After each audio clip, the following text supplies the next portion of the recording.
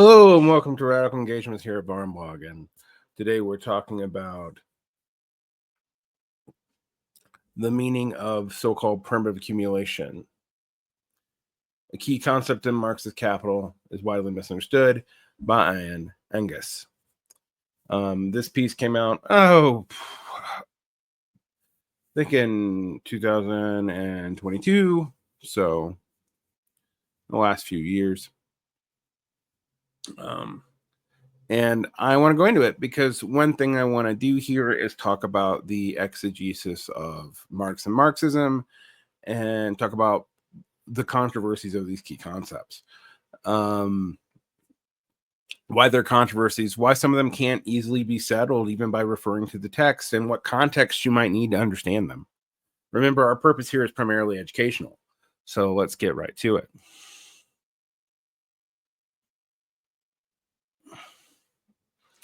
All right. The meaning of so-called primitive accumulation, a key concept in Karl Marx's Capital, is widely misunderstood by Ian Angus. This can be found at Climate and Capitalism, and I'll have the link in the show notes. But like always, I'd like you to follow along as I engage with text like this. Remember, this is a close reading / analysis, and should not be a substitute for reading yourself, nor should you expect me to read this or summarize it or do the greatest hits. We're going to go through and do a line-by-line response, and I'll bring up what I think about it. In page 8 of Capital, titled So-Called Primitive Accumulation, Marx describes the brutal processes that separated the working people from the means of subsistence and concentrated wealth in the hands of landlords and capitalists. It's one of the most dramatic and readable parts of the book. Which version of Capital is he talking about? Like, okay. So he doesn't cite it. All right. I mean, he cites it because it says page of Capital, but there's so many translations and even different German and French versions, etc., that I often like to know which version we're looking at. I have 3 volumes of Capital Volume 1 laying around here. The classic Penguin with the Mandel introduction. I also have the new one by the 2 Pauls.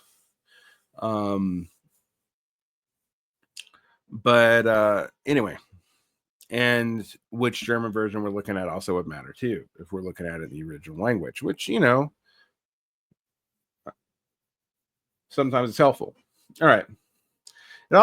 It is also a continuing source of confusion and debate. Literally dozens of articles have tried to explain what primitive accumulation really means. I'm going to talk about a few of them. This is not the only one I'm going to cover. Did it occur only in the distant past, or does it continue today? Was primitive a mistranslation? Should the name be changed? What exactly was Marx's theory of primitive accumulation? In this article, written for my coming book on the war against the commons, which I have not read, I argue that Marx thought primitive accumulation was a misleading and erroneous concept. Understanding what he actually wrote shines a light on 2 essential Marxist concepts: exploitation and expropriation. This is a draft, not my final word. I look forward to your comments, corrections, and suggestions. And picking a draft for me to comment on is probably not ideal, but this is probably one of the better versions to start with. On June 20 and 27th, 1865, Karl Marx gave a 2-part lecture to the members of the International Workingmen's Association, the First International, in London.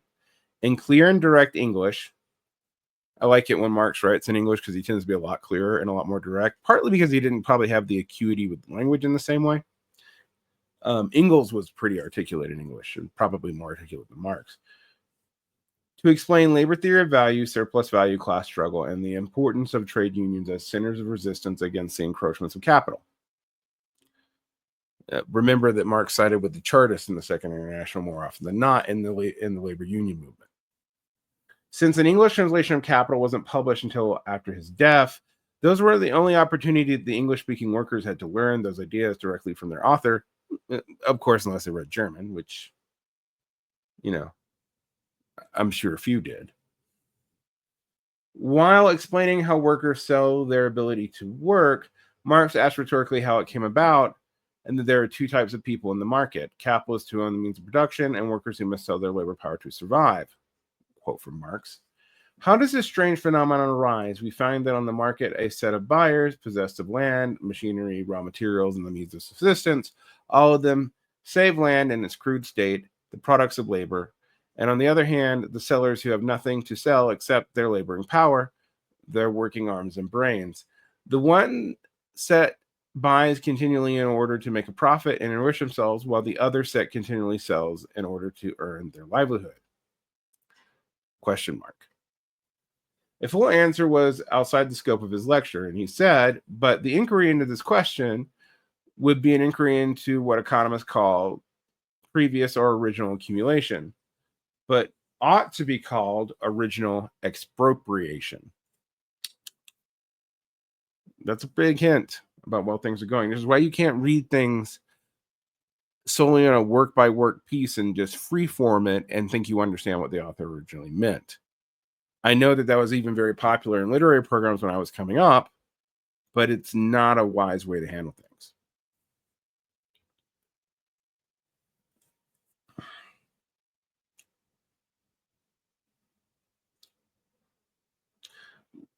Long quote from Marx. We should find that the so-called original accumulation means nothing but a series of historical processes resulting in the decomposition of the original union existing between the laboring man and the instruments of labor.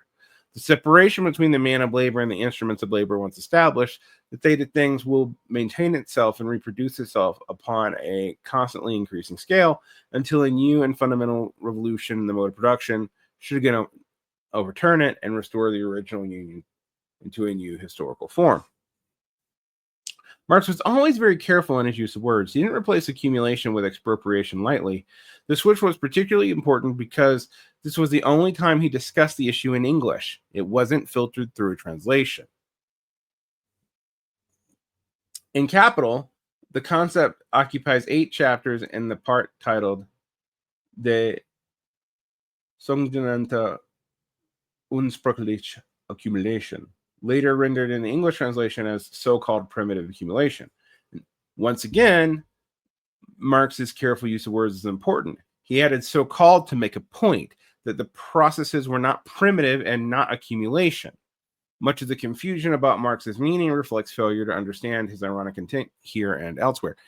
And I'm going to admit, when I first started reading Capital Volume 1, I did not catch this either. I did not catch the context here, and I didn't pay attention to the so-called and Marx's biting sarcasm in a part that was otherwise somewhat both moving in parts, as the descriptions of what was happening was described, and also dry. In the first paragraph, he tells us ursprüngliche accumulation in his translation of Adam Smith's previous accumulation. He puts the word ursprüngliche previous in square quotes, signaling that the word is inappropriate. And I know a lot of people miss this. I was taught that we should read Marx as on. I was picking up on Adam Smith's context and comments here 1-to-1, and that is clearly not true. For some reason, the quote marks are omitted in the English translation, so his irony is lost. In the 1800s, primitive was a synonym for original. For example, the Primitive Methodist Church claimed to follow the original teachings of Methodism.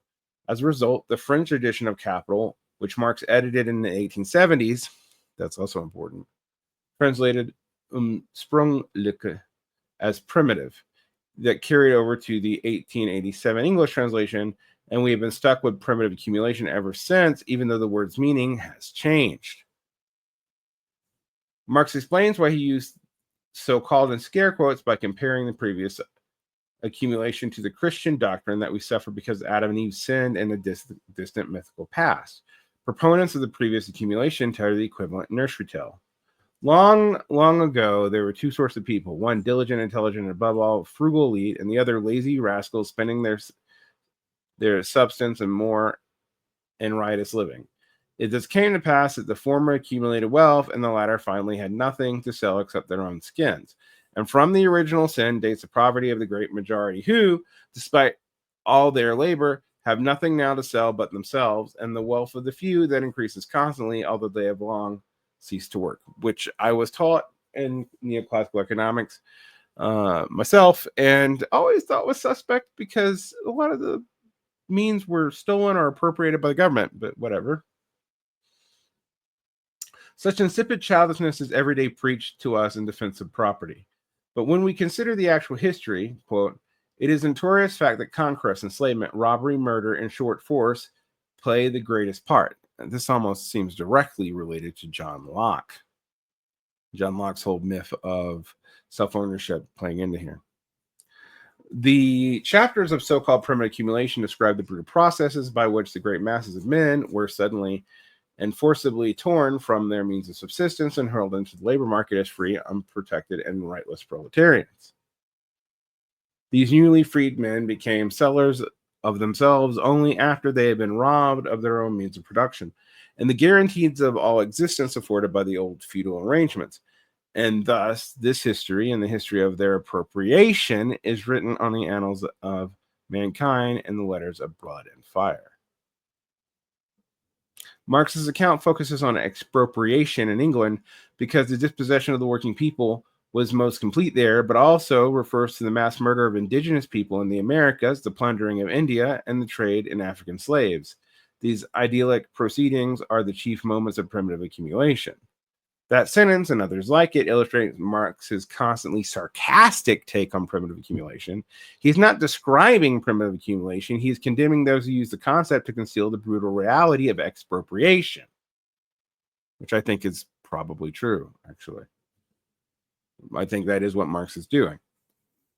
Failure to understand that Marx was polemicizing against the concept of primitive accumulation, and again, original accumulation, has led to another misconception, that Marx thought it occurred only in the distant past when capitalism was being born. This is what Adam Smith and other pro-capitalist writers meant by previous accumulation, and as we've seen, Marx compared that view to the Garden of Eden myth.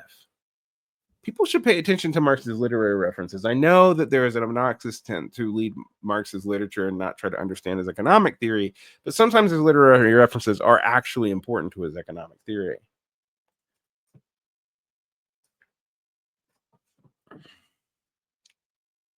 Marx's chapter on so-called primitive accumulation emphasized the violent expropriations that laid the basis for early capitalism because he was also responding to the claim that capitalism evolved peacefully. But his account also includes that of the Opium Wars of the 1840s and 1850s, the Highland clearances in capitalist Scotland, the colonial creative famine that killed millions of the people of Orissa in India in 1866, and plans for enclosing and privatizing land in Australia.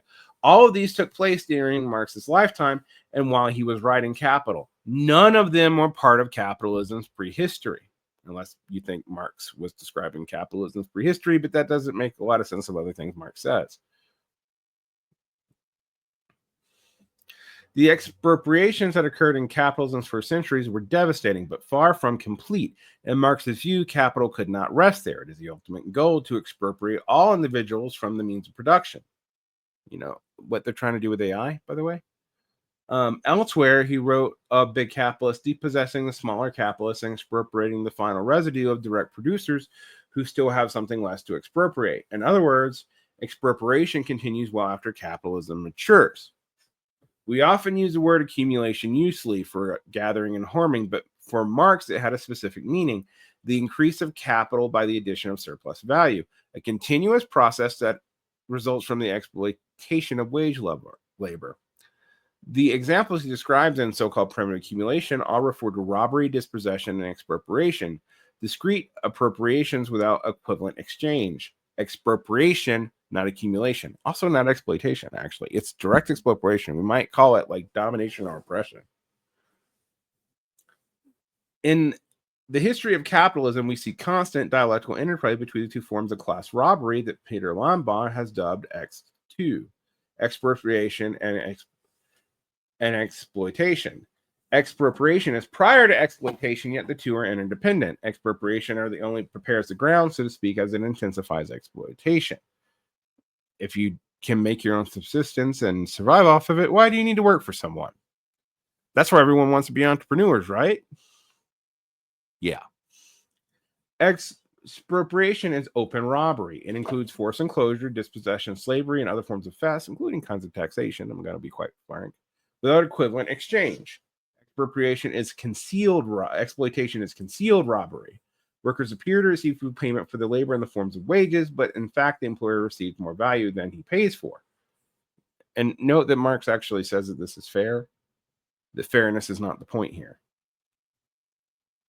What Adam Smith and others described as a gradual buildup of wealth by men who were more industrious and frugal than others was actually violent, forcible expropriation that created the original context for exploitation and has continued to expand it ever since. As John Bellamy Foster and Brett Clark write in The Robbery of Nature, quote, like any complex dynamic system, capitalism both has an inner force that propels it and objective conditions outside of itself that set its boundaries, the relations to which are forever changing. The inner dynamic of the system is governed by the process of exploitation of labor power under the guise of equal exchange, while the primary relation is external. One is that of expropriation. In short, Marx did not have a theory of primitive accumulation. He devoted 8 chapters of Capital to demonstrating that the political economists who promoted such a theory were wrong and that it was a nursery tale invented to whitewash capitalism's real history. Yeah, it is. This idea of like the entrepreneurial spirit of capitalism, which even early Marxists turned other things like Werner Sombart believed. Werner Sombart was always bemoaning the end of the entrepreneurial spirit of capitalism without acknowledging that the state was involved in the expropriation from the beginning,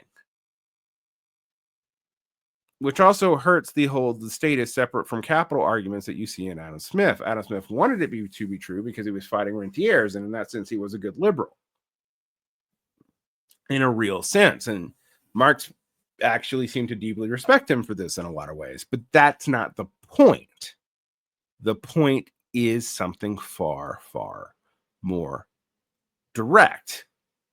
That even if you're fighting landlords, the fact is the basis of capital is still based on the same expropriated process.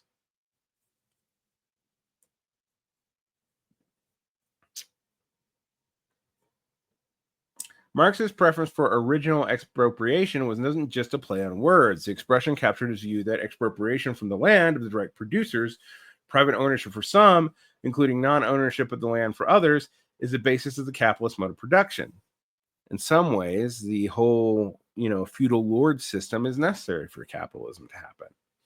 The continuing separation of humanity from a direct relationship from the earth was not and is not a peaceful process. It is written in letters of bread and fire, and that is why he proceeded to use the word primitive accumulation by so-called. I agree with this article almost 100%. And I do think it illustrates some key points in the difficulty of exegeting Marx, or explicating Marx. I use 2 really obnoxiously big words, but I'll explain what I mean here. Exegeting means to explain in fine detail with context, and explicating means to explain with reference to all the literary techniques and rhetorical techniques used. And a lot of that is lost in translation. And even when it isn't lost in translation, a lot of people have motivated reasoning to simplify what is being said or to read it without any pickup of the sarcasm and wordplay in the original. We see this all the time, and you know who I'm talking about. It's pretty common in Marxist circles to justify all kinds of different things. Don't fall for it. Protect your peace. Like and subscribe. Hit the bell. I'd like to thank some of my new audience members. We've been having hard times here at Blur and Vlog, but we're continuing to shovel on. This is happening before I take another brief stint of time off from recording because I unfortunately do have to have some surgery. I've talked about it in the past. I'd like to thank my new big supporters, Maddie, Iona O, and Buddy R. Buddy R will also have his name in the free podcast feed. I'll get that fixed soon because he is one of our top tier supporters. Too much in my face there. All right. Like and subscribe, hit the bell. You can find more behind your Patreon for as little as $4 a month. And if you don't have the money, and I realize we're in hard economic times now, even I am, I understand that. Leave a comment, share this if you think it's worth listening to. I know I have a devotion to low-key aesthetics. I know since I'm a full-time teacher and a union rep, I don't have time to do video editing and do all the Adam Curtis archive shenanigans, so you don't pay attention to what I'm saying. Instead, you have to pay attention to other flashy things. And I know that unlike anyone under 35, that I ask people to have an attention span of above 35 seconds.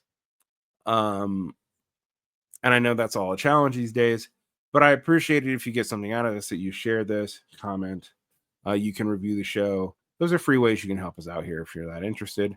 If you want to yell at me, feel free to do it in concepts. I'll probably ignore it unless they're really smart, and then I'll respond to it maybe in a show.